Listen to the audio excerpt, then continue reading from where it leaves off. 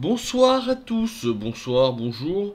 Ici Marlock Sensei, comme vous pouvez le voir avec petit bandeau. Je suis le Sensei avec mes gros pecs. Et aujourd'hui, 1er avril, donc une vidéo pas comme les autres. Aujourd'hui, je vais vous donner 10 techniques de travail pour retenir ses cours plus facilement et avoir de bonnes notes. Tout simplement. J'ai mon petit bloc-notes à côté. J'ai pas l'habitude de faire des vidéos écrites, donc voilà, on va y aller comme ça. Tout d'abord, premièrement, il vous faut créer des histoires mémorables. Je m'explique.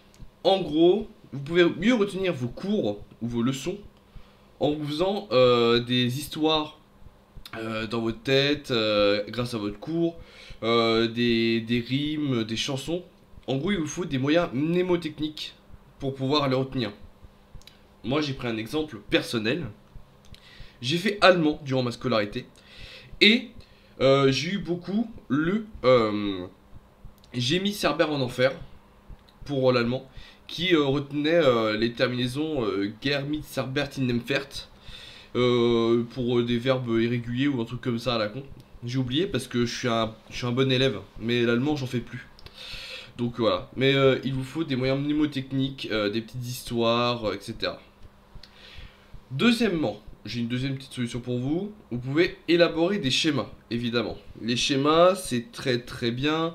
Alors par exemple, j'ai noté que la présence d'images, grâce à mes recherches, la présence d'images a un rôle positif dans la mémorisation. Donc le cerveau, il associe plus une image à une idée. Comme ça aide à apprendre. C'est comme ça. Donc si tu associes une image à un texte, à une idée, à un truc que tu as à apprendre, en gros, j'ai vu que cela augmente la mémorisation de 82% par rapport à un texte seul.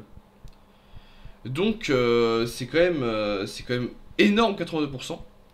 Par contre, évidemment, il faut que le texte ait un rapport avec l'image que vous mettez en tête, parce que sinon vous allez un peu vous perdre, quoi. Donc, parce que le cerveau a besoin de sens. C'est comme ça, le cerveau il est rationnel, il a besoin de sens. Donc, mettez une image qui ait du sens avec votre texte, etc. Soit une photo, même un passage d'anime pour ma part, de manga, ou de jeu vidéo. N'importe, il faut juste que ça ait du sens.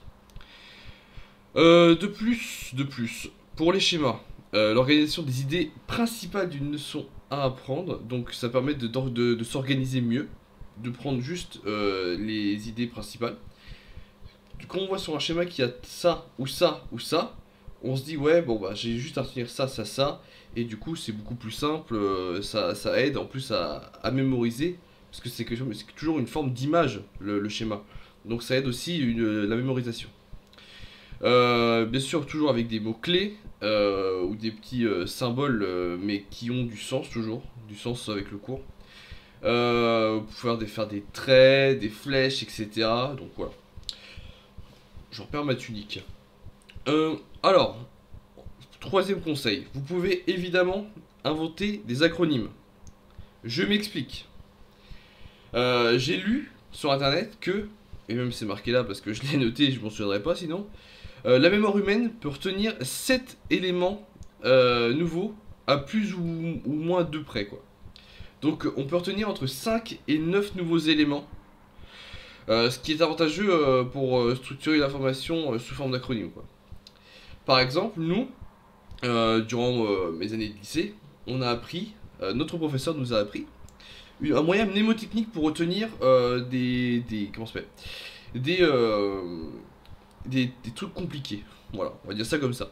Par exemple, nous c'était en SVT pour la mitose et la modification des structures cellulaires, donc tout ce qui est séparation des cellules pour le chromosome, vaccin, l'ADN, les gènes et tout qui se multiplient, etc. Il y a 4 phases: la prophase, la métaphase, l'anaphase et la télophase. Bon, compliqué. Mais notre prof nous a dit écoutez, j'ai un moyen mnémotechnique pour vous, je vous le donne et vous allez vous en souvenir. En gros, elle nous a donné cette phrase: pour mon amour toujours. Et en gros, pour mon amour toujours, les premières lettres de chaque mot sont un mot associé qui commencent par la même lettre en fait. Genre pour prophase, mon métaphase, amour anaphase, toujours télophase. Voilà, tout simplement. Donc inventer des acronymes, c'est un bon moyen mnémotechnique, ça m'a même bien aidé d'ailleurs, hein. Vraiment très très bien. Du coup ensuite, quatrième conseil, il y a le fait d'agir sur le texte ou la leçon. Donc je m'explique toujours. Dans le texte, quand vous avez un texte, que vous avez un texte à analyser, par exemple en français, en français en général, oui, parce que bon, en français ou même en histoire, etc., quand vous avez soit des sujets, juste une phrase, ou alors dans des textes plein de trucs à chercher, vous surlignez ou soulignez ou même vous annotez le texte. C'est important, comme ça on peut mieux comprendre, par exemple pour une question d'histoire, pour un sujet, si vous avez qu'une seule phrase, il faut développer au maximum cette phrase pour mieux la comprendre, dans quel contexte on va faire, etc.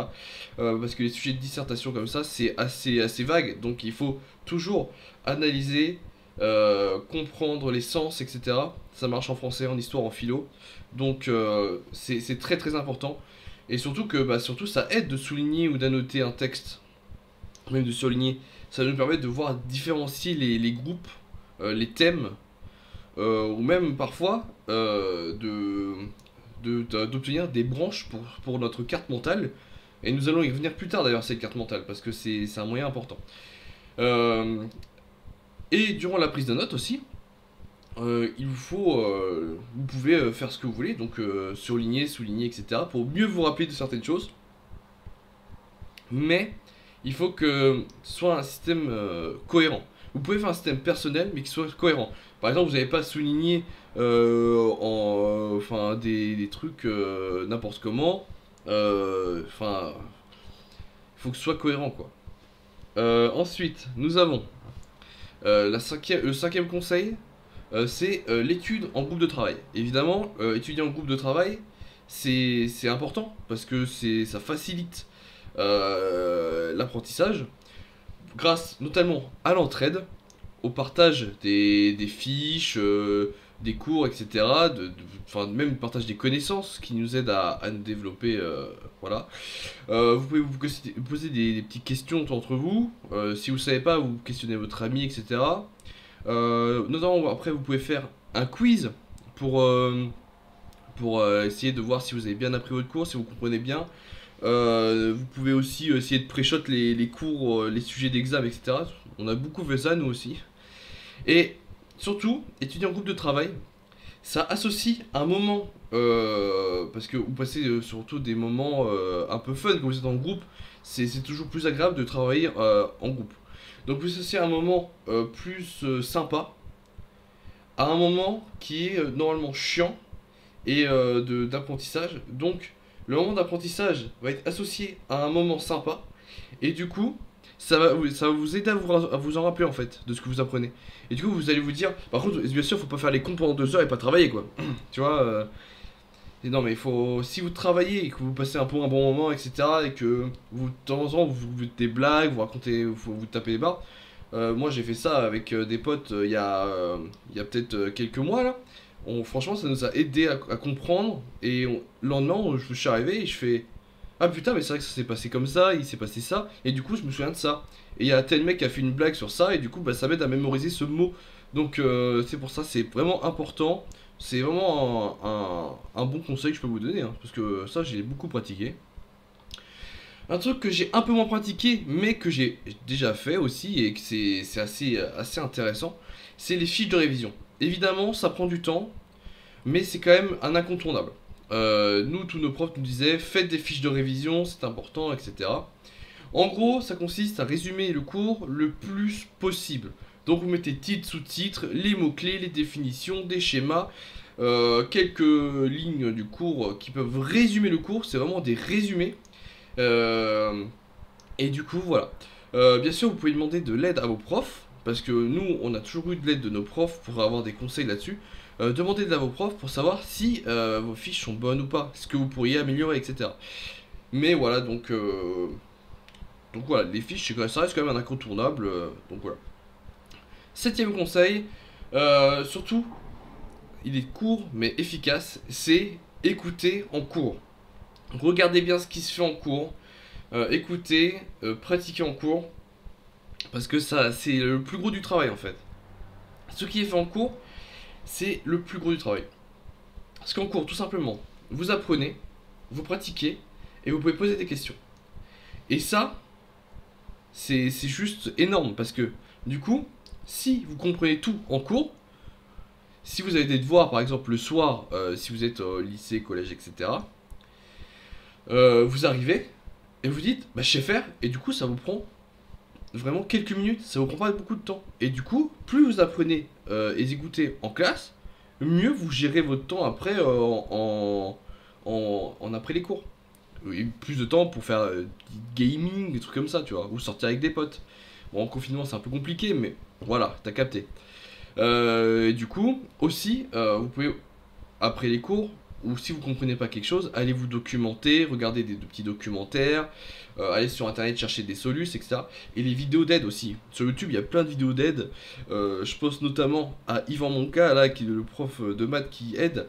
Il m'a sauvé ma scolarité, hein. On va pas se cacher, il m'a sauvé le cul en maths, vraiment, parce que le lycée c'était waouh, c'était chaud, hein. Et c'est pourtant c'est du bac S quand même, hein, c'est normal. Mais bon. Ensuite, on a, en huitième conseil, euh, utiliser des méthodes visuelles de réorganisation des informations. Alors, il n'y en a qu'une seule que je connais là-dedans, parce que j'ai fait une petite recherche et j'ai trouvé le Labbook. Donc ça doit être un livre plus... enfin, un livre que vous faites vous dans votre cahier, un peu interactif, etc. Plus...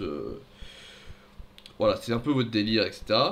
Le sketchnoting, voilà. Le sketchnoting, c'est un peu une sorte de bande dessinée, d'après ce que j'ai vu. Je vais essayer de mettre des images là. Hop, tu vois, là c'était le sketchnoting. Là, pouf, le labbook. Voilà. Et du coup, nous avons la carte mentale. La carte mentale, comme j'en ai parlé tout à l'heure, qui s'organise sous forme de branches. Donc, très important, ça se fait en français, en beaucoup de matières en vrai. Mais nous, on l'a beaucoup utilisé en français. Ça permet d'écarter les idées, de trouver, grouper telle chose, qu'est-ce qui va avec quoi, etc. Donc, vraiment très important. Neuvième conseil, bouger pour apprendre, tout simplement. Alors, je vous explique. L'apprentissage gestuel, j'ai trouvé ça sur internet, hein, je vous le lis. L'apprentissage gestuel est souvent oublié et pourtant il est la base de nombreux métiers. Donc ça c'est vrai. Pour les artisans, les athlètes, les danseurs, les chirurgiens, les mécaniciens, enfin les coiffeurs, etc. Tout ce qui est d'apprentissage, enfin les CAP et tout, les bacs pro, etc. Passe par l'apprentissage de gestes, de savoir-faire. Et donc, il faut savoir faire, et donc il faut apprendre, et pour ça, bouger pour apprendre, dans le sens où il faut apprendre la gestu, etc. Et c'est vrai que pour quand, par exemple, vous commencez un sport ou un instrument, bah vous savez pas faire. Et c'est avec l'apprentissage que vous saurez faire.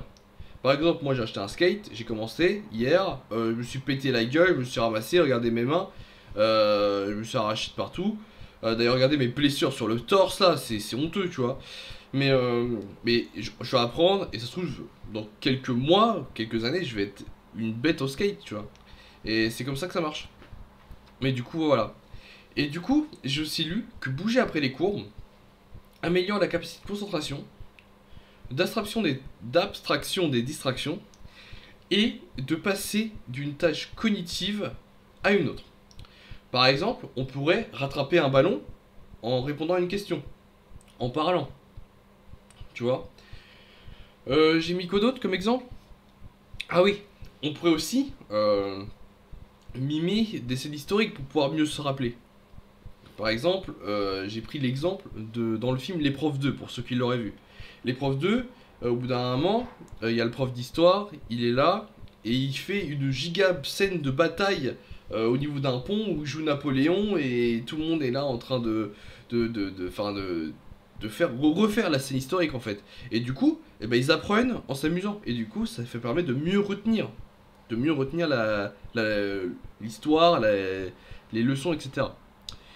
Et pour finir, le 10e et le plus dur des conseils, parce que c'est vrai que c'est pas facile et pas simple pour tout le monde, c'est de se faire un palais mental, un palais de mémoire. Le palais mental, en gros, c'est un procédé mnémotechnique efficace pour retenir ses cours efficacement et à long terme. Voilà, c'est la petite def que j'ai mis là. En gros, ça s'appuie sur plusieurs bases. En gros, ce serait de donner du sens aux informations en les transformant en images. Donc dans votre tête, toujours, comme évoqué précédemment, c'est le fait de transformer des infos en images et de les faire une association. Toujours, tu vois. Ensuite, ce serait d'associer de nouvelles informations à des informations déjà maîtrisées et inscrites dans la mémoire à long terme. Donc, il faudrait que vous reteniez des informations avec la base que vous ayez déjà. Donc, par exemple, vous apprenez, très simple, vous apprenez les additions. Les additions, vous avez de votre base. Pour apprendre les additions, pour apprendre les soustractions, vous pouvez vous servir des additions. Pareil pour multiplication, division. Et une fois que vous avez ce package-là, vous pouvez partir sur la fusion de tout ça. Et du coup, vous apprenez en succession. Et du coup, ça permet l'apprentissage sur des bases, voilà, sur des bases déjà maîtrisées. Et ce serait un peu ça. Et le palais mental, ce serait aussi de pouvoir réactiver les informations en parcourant ces palais mentaux. Ces palais plusieurs fois. Donc, ce serait de pouvoir se souvenir de choses que l'on a apprises et stockées dans notre mémoire, mais en parcourant, je bégaye, en sachant que l'on l'a appris. Et il faudrait pouvoir le parcourir nos palais mentaux plusieurs fois et essayer de retrouver l'information apprise pour pouvoir la récupérer et la ressortir, quoi. Par exemple, vous avez sûrement des informations stockées en mémoire que vous avez oubliées. Mais il y a toujours... parfois vous entendez quelque chose et vous faites ah bah oui, mais ça je le savais, mais je l'avais oublié. Ou je m'en souvenais plus. Mais du coup, il est toujours stocké dans votre palais mental si vous le saviez. Vous voyez ce que je veux dire? En gros, il y a toujours une partie de la mémoire qui est stockée, mais que vous pouvez pas toujours vous souvenir. Parce que vous avez trop d'informations dans la tête. Du coup, ce serait de pouvoir récupérer toutes ces informations en parcourant toute votre mémoire. Voilà. Bon, c'est vraiment le plus dur des choses à faire. Donc voilà. Mais c'est la fin de cette vidéo, c'est les 10 conseils. Sachez que moi, je suis un extrêmement bon élève. Pas du tout. Et que j'ai pratiqué quand même pas mal de ces méthodes. Et quand je les ai pratiquées, elles marchaient. Vraiment, le fait de pouvoir faire des cartes mentales, des fiches de révision, les groupes de travail, il y a déjà dit quoi, ouais, le fait d'agir dans le texte, de souligner, la noter, l'invention d'acronymes, ou alors les moyens mnémotechniques, etc. D'ailleurs, merci à mes profs, pour les moyens mnémotechniques et les acronymes, là, pour mon amour toujours, j'ai mis Cerber en enfer, etc. Vraiment, ça gère, hein. Mais vraiment, faites de votre mieux. Essayez ces moyens de révision pour réussir vos études. Voilà, vidéo un peu longue, désolé, mais bon, c'est sympa. On arrive aux 20 minutes, donc voilà, très bientôt pour une prochaine vidéo. J'espère que ça vous a plu. Abonnez-vous, likez et mettez en commentaire quelle technique vous utilisez. Voilà, si vous êtes toujours là. Puis voilà, c'était Marlock. On se dit à très bientôt. Tchuss. Les gros pecs là.